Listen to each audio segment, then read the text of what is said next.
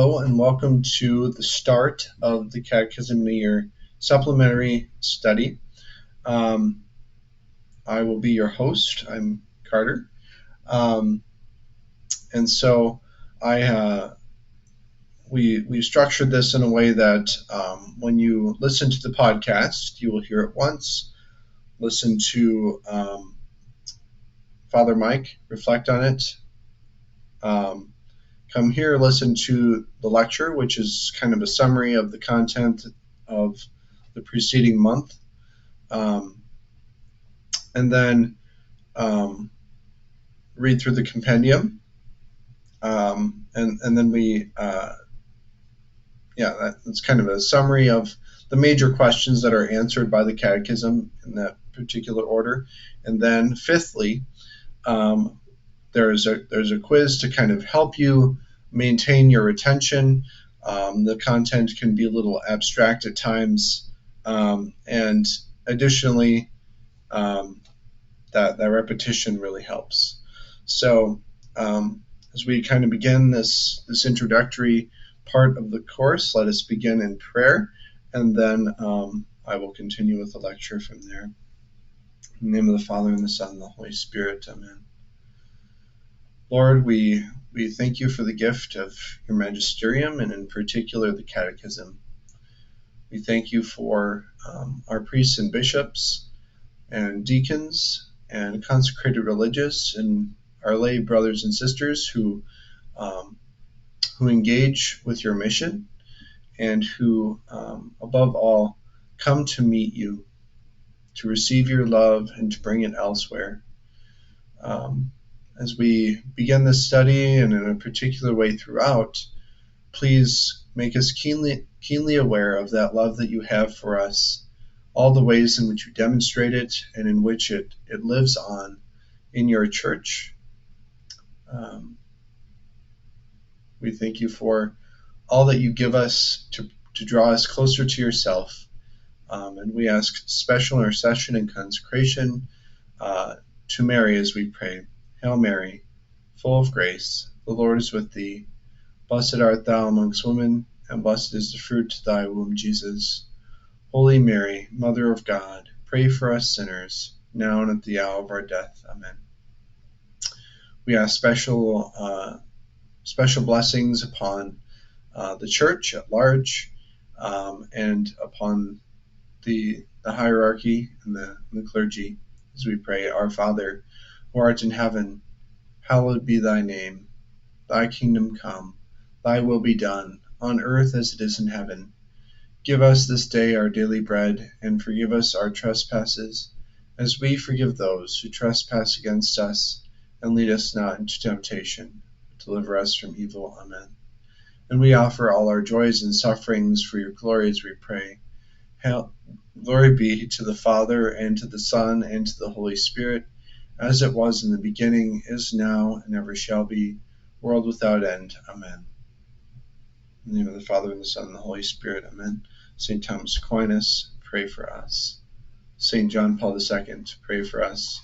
And Blessed Carlo Acutis, pray for us. Amen. All right. So as we read and reflect, we are studying the essence and foundational principles of Catholicism and Christianity.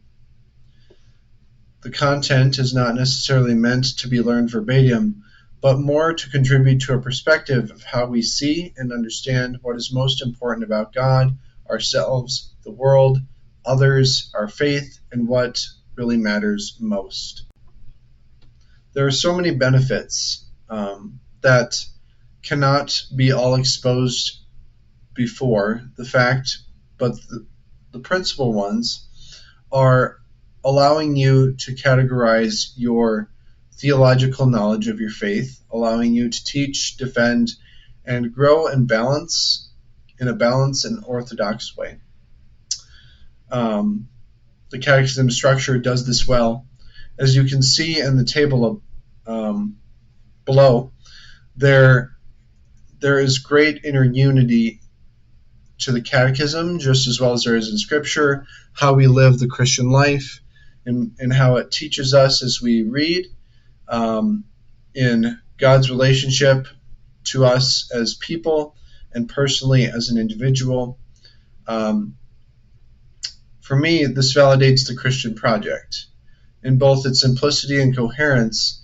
Indeed, concepts sometimes take a while to grasp, and even to grasp, as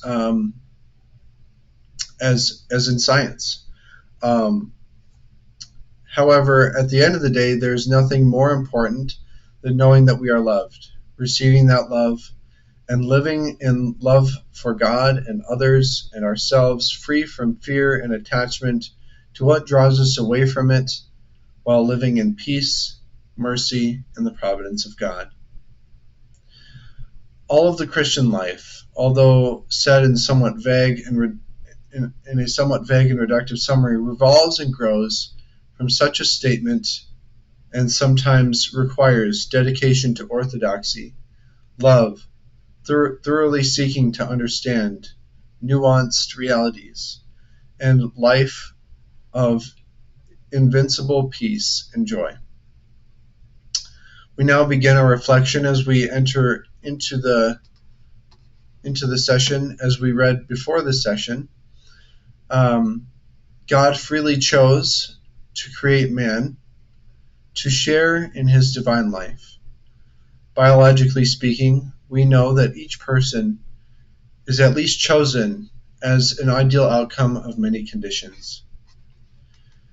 A will to express love physically between man and woman, ideally who love each other and are married. The woman would have recently produced and moved the egg into the uterus, ideally, and the egg must welcome the sperm. It is most important to note that if any other sperm had been welcomed by the egg, and the fertilization or conception would have taken place during a different cycle for the woman, then the person produced would be altogether different. Further, every ancestor we have had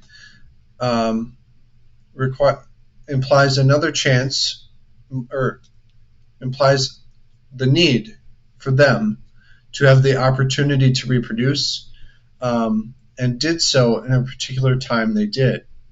And every succeeding ancestor likewise, and what even brought about the first human in that way.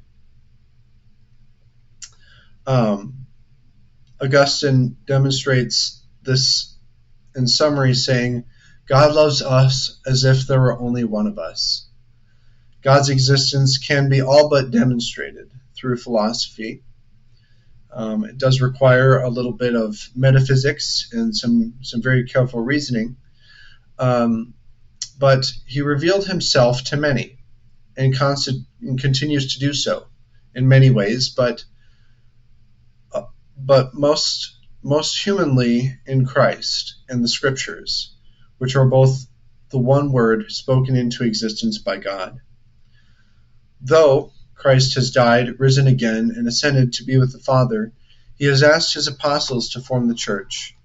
And the apostles and our predecessors in faith, parents or otherwise, handed down the faith to all who currently live it. The church has never ceased fulfilling this perennial call to hand on this deposit of faith to the present day. Though faith is institutional on this account, it is also very personal, as no one can finally believe on behalf of another. The Church has formulated formulas of faith to express, assimilate, and celebrate and share with others the truths of faith in a simple way. God first reveals his identity to Moses with the name Yahweh, or spelt commonly in Scripture, YHWH. The Church teaches that just as Israel believes in one God, so do we, one in substance and three in persons of that substance. The mystery of the Trinity is finally beyond language, as well as human understanding. God is God is the one who is spiritual, transcendent, omnipotent, eternal, personal, and perfect. God is truth itself, in whom and for whom no deception is possible. He is the one who first loved. The most blessed Trinity is at once the central mystery of the Christian faith and the image in which we are created. All this we have come to know through Christ, who reveals most fully. The major councils of the 14th century took place largely to fight the new advent of, the 4th century, to fight the new advent of heresies surrounding Christ's identity and somewhat of the Trinitarian structure. In each session, if in a group, when we meet, review a summary of the content in a lecture format as given here, and we will read the corresponding parts of the compendium, test our response before reading the compendium's answer for each, have a brief discussion, then we will have a quizzes competition as linked below, and monthly meetings allow us to focus on the text, give us enough time to get caught up if we fall behind on account of busyness, and enhances the amount of knowledge retained through the repetitive processing of this information. 5 times in total. The first, reading it yourself. The second, when Father Mike reflects on it. The third, when I reflect on it and kind of summarize it in this lecture. The fourth, when you read the corresponding questions in the compendium for this lesson 1 through 46, and also again in the quiz. If you are alone, we also have an embedded quiz below, which you can complete, and it will grade your answer. And this is the general structure for the rest of the sessions.